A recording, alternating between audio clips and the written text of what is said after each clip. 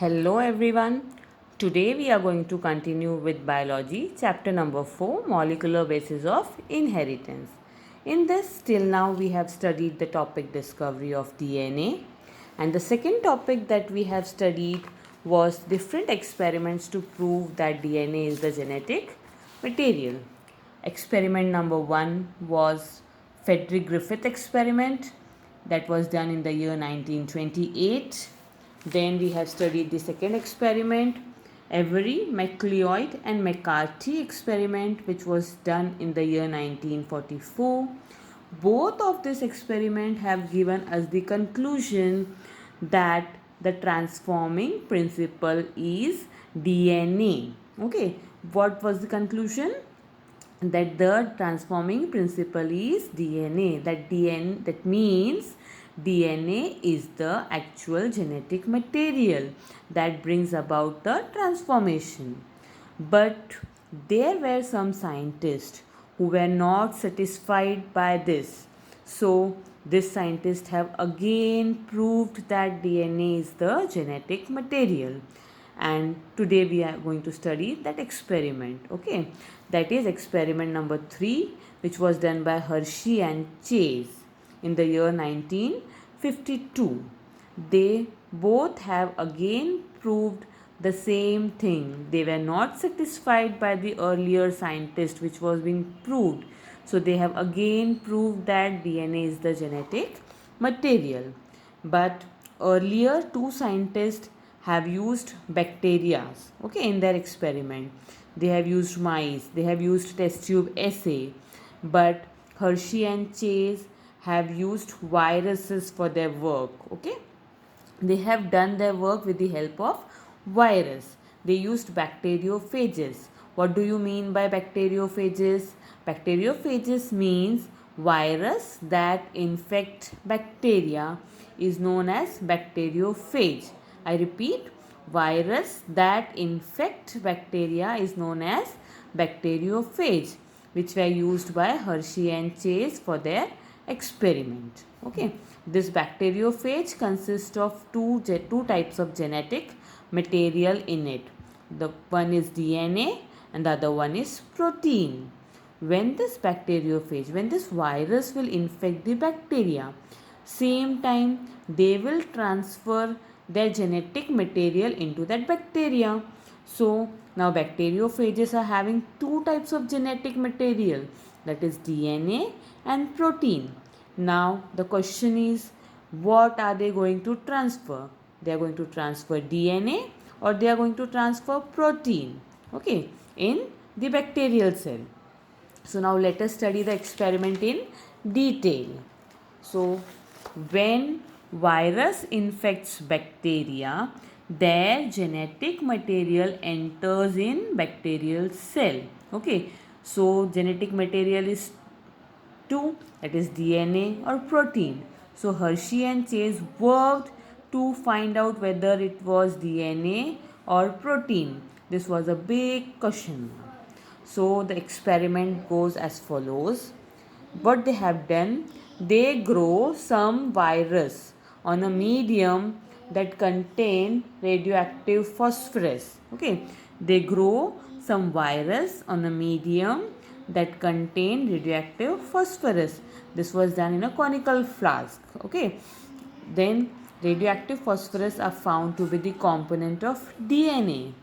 Okay, and on the other side they grow some viruses on a medium that contain radioactive sulfur, which are found to be the component of protein.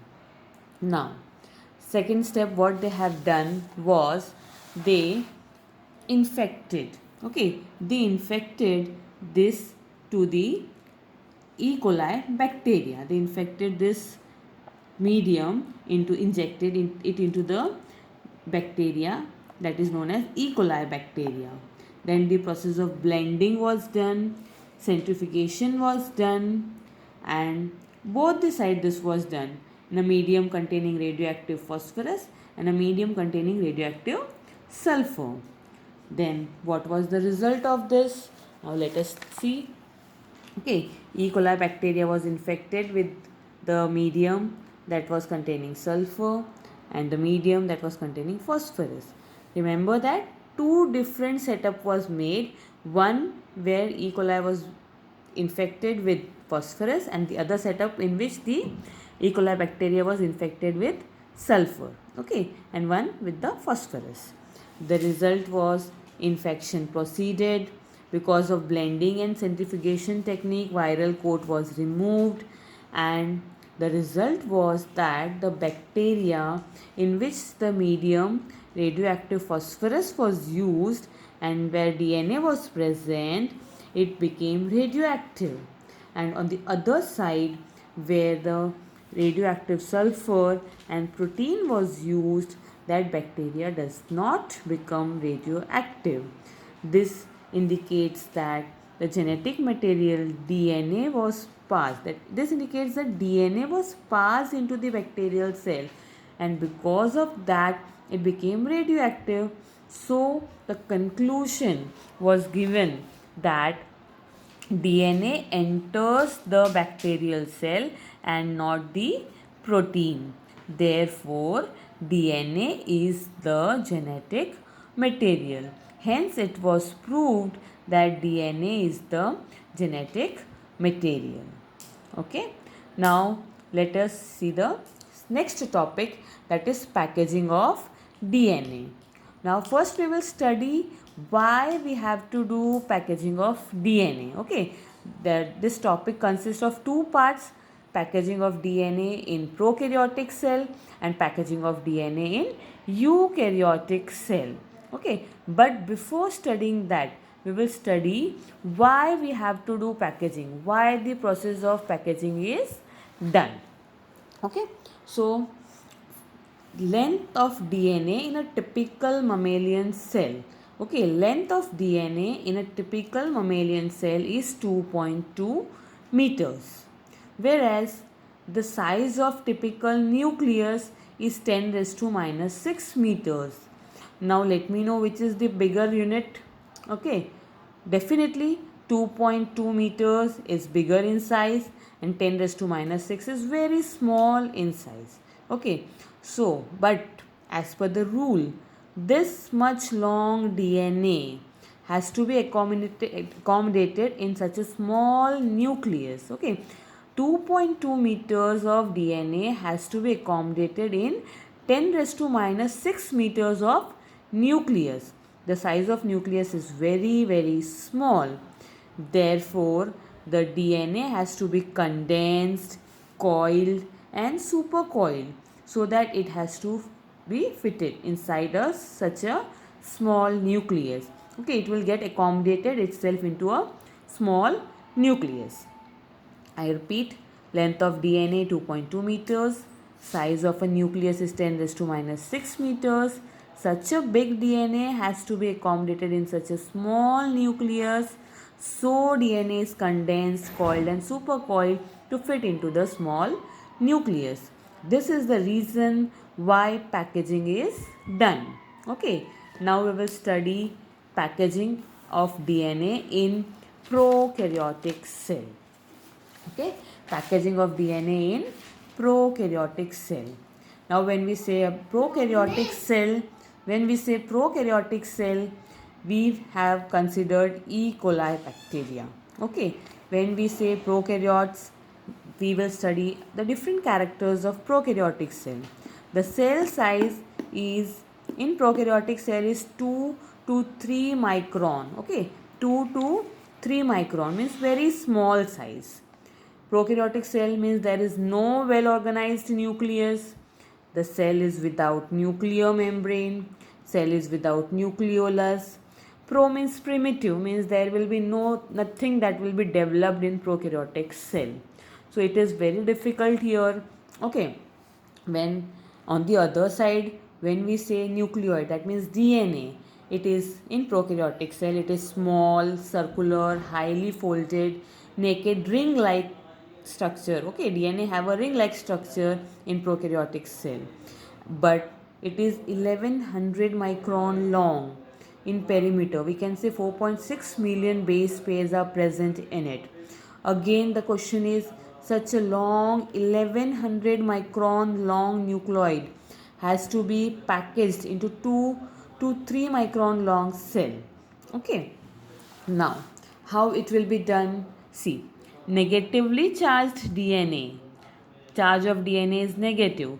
I repeat, DNA is negatively charged.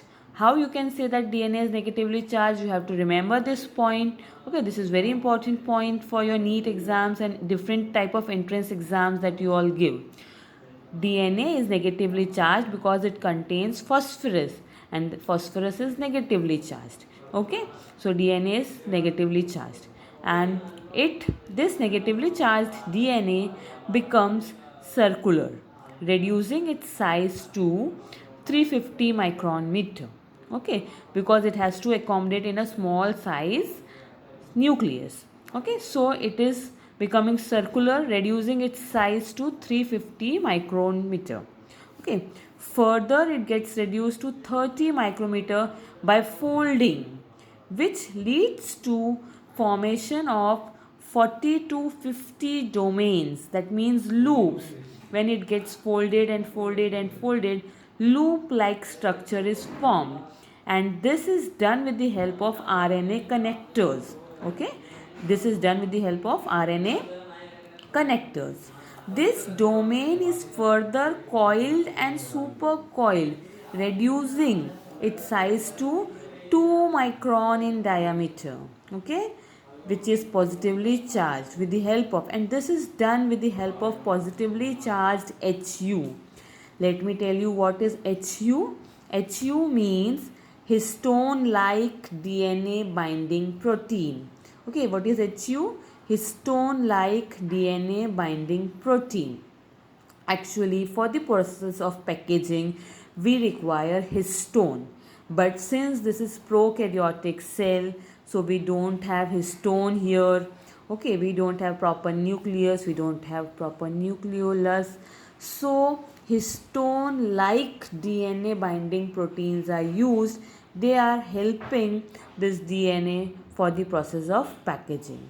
Okay, and when this DNA become coiled and supercoiled, okay, there are chances of it again uncoiling, as you might have seen the telephone wire.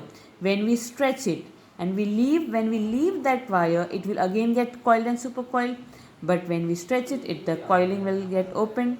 So here also there are chances of this, that this coils might get open, but there are proteins and enzymes like DNA gyrase and DNA topoisomerase 1, which helps in maintaining the supercoiled state. Okay, supercoiled state is maintained with the help of DNA gyrase and DNA topoisomerase, which are proteins and enzymes.